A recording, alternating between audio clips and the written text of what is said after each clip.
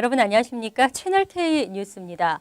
지난 8월 미주리주 퍼거슨시에서 흑인 청년을 총으로 사살한 백인 경관에 대해 검찰이 불기소 결정을 내렸습니다. 이러한 결정에 분노한 시민들의 시위가 번지면서 뉴욕에서는 세계 브릿지의 운행이 마비됐습니다. 박민기 기자가 보도합니다. 세인루이스 카운티 대배심이 지난 8월 체포 중 흑인 청년 마이클 브라운을 총으로 쏴 죽인 데릴 윌슨 경관의 불기소 처분을 내렸습니다. 대배심의 발표에 격분한 시민들은 인종차별이 다분한 판결이라며 퍼거슨시를 중심으로 미국 전역에서 들고 일어났습니다.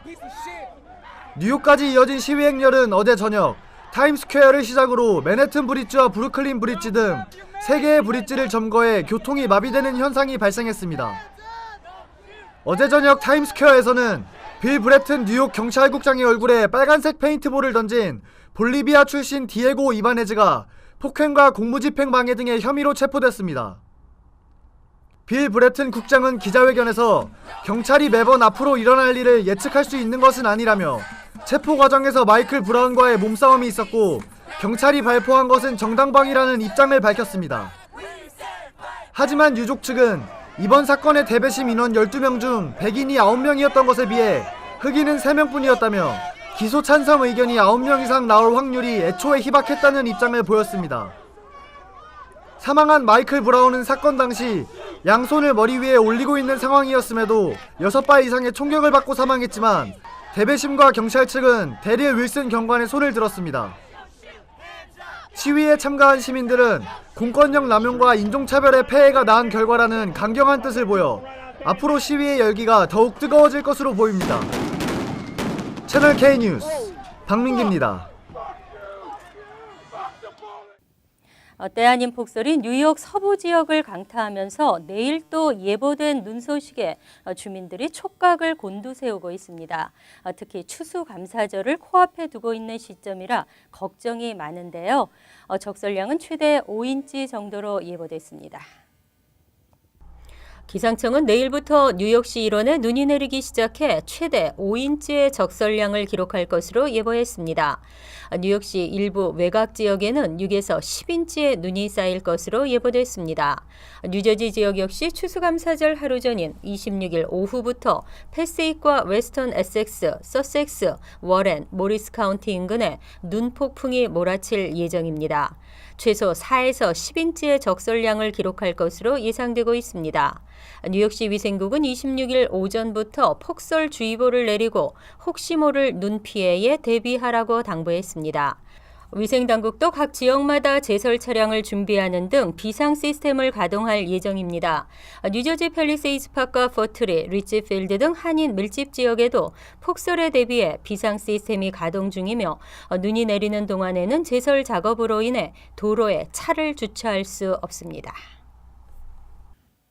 기다리던 이민개혁 행정명령이 발동됐지만 실제 수혜자는 당초 예상보다 훨씬 적을 것으로 예측됐습니다.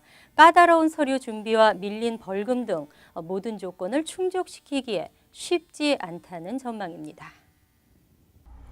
일부 이민법 전문 변호사들은 현실적인 제약 때문에 이민개혁 행정명령의 실제 수혜자가 훨씬 적을 것으로 전망하고 있습니다.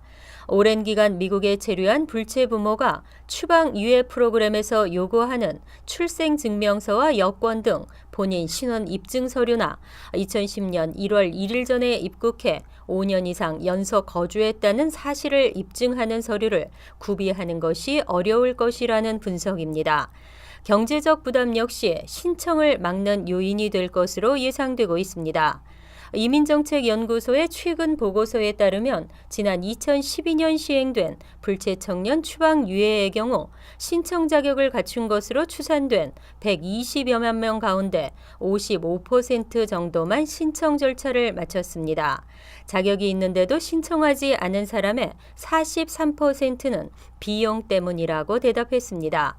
수수료 외에 벌금과 밀린 세금도 납부해야 하기 때문에 경제적 부담이 훨씬 큰 것으로 분석됐습니다.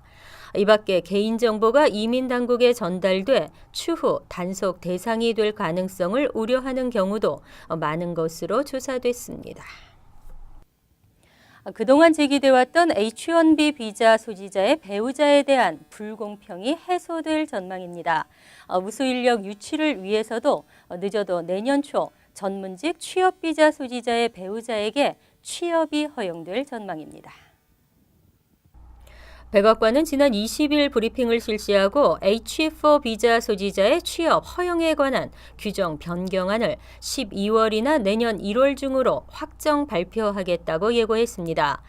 영주권 취득 절차를 시작한 H-4 비자 소지자에게 노동 허가증을 발급하는 방안은 지난 2011년부터 본격적으로 논의됐습니다. 주재원과 교환 방문, 소액 투자 비자 소지자의 배우자들은 취업이 허용되는 데 반해 H-1B 비자 소지자의 배우자는 취업이 금지돼 불공평하다는 지적이 이어졌기 때문입니다. 뿐만 아니라 외국 우수 인력이 본국으로 귀국하는 주요 이유 중 하나로도 파악되고 있습니다. 이와 같은 방안은 12월이나 내년 1월 초 규정 변경이 공시된 직후 시행될 것으로 전망됩니다. 현재 취업 이민 영주권 문호의 우선 일자가 열리기를 기다리고 있는 수십만 명이 혜택을 받게 될 것으로 기대되고 있습니다. 한편 행정명령에서 발표된 I-140 승인자와 그 배우자에 대한 전면적인 노동 허가 발급은 대대적인 규정 손질이 필요해 시행까지는 더 많은 시일이 걸릴 것으로 전망됩니다.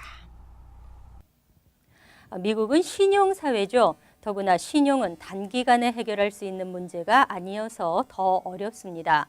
리버스 모기지 자격 조건이 강화되면서 우려하는 한인들이 늘고 있습니다. 연방주택국은 내년 3월 2일부터 모든 리버스 모기지 신청자가 의무적으로 재정 상황 분석 절차를 밟도록 규정했습니다.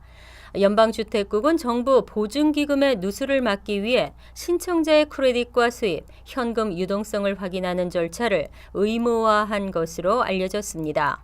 내년 3월 2일부터 리버스 모기지 신청자에게는 세계 신용평가서로부터 취합한 크레딧 리포트와 재산세, 재난대비 보험료 불입 기록, 임금과 사회보장연금이나 부채 상황 등이 종합적으로 요구됩니다. 이러한 재정 상황의 분석 결과 신청자가 재산세나 재난보험료 등을 제때 납부하지 못할 것으로 평가되면 대출기관은 대출을 거절하거나 융자에게 상당 부분을 미리 떼어놓고 대출을 해주게 됩니다. 전국 리버스 모기지 협회 회원사인 S&A 파이낸셜 측은 규정이 본격적으로 시행되면 많은 한인들이 리버스 모기지를 이용하지 못하게 될 것이라고 우려했습니다. 또 융자액을 뗀 뒤 대출받을 경우 현금 유동성이 크게 줄어들면서 노후 생활에 타격이 클 것이라고 전망했습니다. 경제 펀더멘털이란 사람으로 치면 체력에 해당되는데요. 정치적 난항 속에 경제적 악재까지 겹치면서 지는 해로 떠올랐던 미국 경제가 그래도 아직은 강하고 튼튼하다는 것을 입증하는 긍정적 전망이 나왔습니다. 상무부는 오늘 올해 3분기 국내 총생산 증가율이 3.9%를 기록했다고 밝혔습니다. 상무부는 애초 지난달 발표한 잠정치에서 3분기 경제가 3.5% 성장했다고 발표했지만 오늘 내놓은 수정치에서는 이를 0.4%포인트 상향 조정했습니다. 시장 전문가들은 3분기 성장률이 3.2에서 3.3%로 오히려 하향 조정될 것으로 평가한 바 있습니다. 블룸버그 통신이 사전 조사한 81명의 이코노미스트들도 아무도 3.9%의 성장을 예측하지 못했습니다. 2분기 4.6%보다는 성장률이 다소 떨어졌지만 세계 경제의 저성장 기조에도 미국 경제의 펀더멘털이 강하다는 것을 보여주는 것으로 평가되고 있습니다. 특히 1분기 한파와 폭설 등 악천후로 GDP가 마이너스 성장한 것을 제외하면 지난 5개 분기 가운데 4개 분기의 성장률이 3.5%를 넘었습니다. 소비 지출 역시 2.2% 증가한 것으로 집계되면서 애초 발표치 1.8% 증가보다 대폭 상향 조정됐습니다. 이에 따라 미국 경제가 상승 모멘텀을 얻은 것으로 평가된다며 4분기에도 탄탄한 성장세를 이어갈 것이라는 전망이 나오고 있습니다. 오는 27일 추수감사절입니다. 관공서와 은행, 우체국 등이 문을 닫고 대중교통 운행 시간이 바뀝니다. 스케줄을 미리 확인하시고 움직이시는 것이 좋겠습니다. 추수감사절인 27일에는 뉴욕시와 주정부 우체국을 비롯한 모든 관공서가 휴무합니다. 단 유일하게 맨해튼 33가 8번가에 있는 제임스 팔리 우체국만 연중 무휴로 운영됩니다. 27일에는 쓰레기 수거와 거리 청소도 실시하지 않습니다. 쓰레기 수거일이 27일인 경우에는 오후 5시 이후에 쓰레기를 내놓으면 됩니다. 메트로폴리탄 교통공사도 27일 버스와 전철을 주말 시간표에 따라 운행하고 다음 날인 28일에는 정상 운행합니다. 롱아일랜드 레일로드와 메트로놀스는 26일과 27일 추가 열차를 운행하며 27일부터 30일까지 오프 피크 요금을 적용합니다. 한편 뉴저지 트랜짓은 27일에는 휴일 스케줄을 적용하고 일부 열차 구간만 증편합니다. 26일과 28일에는 열차와 버스가 평일 스케줄로 운행됩니다.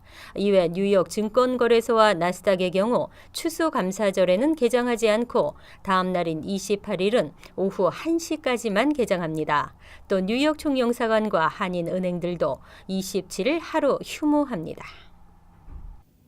이제 어디서 무엇을 먹든 얼마나 많은 칼로리를 섭취했는지 쉽게 알 수 있게 됩니다.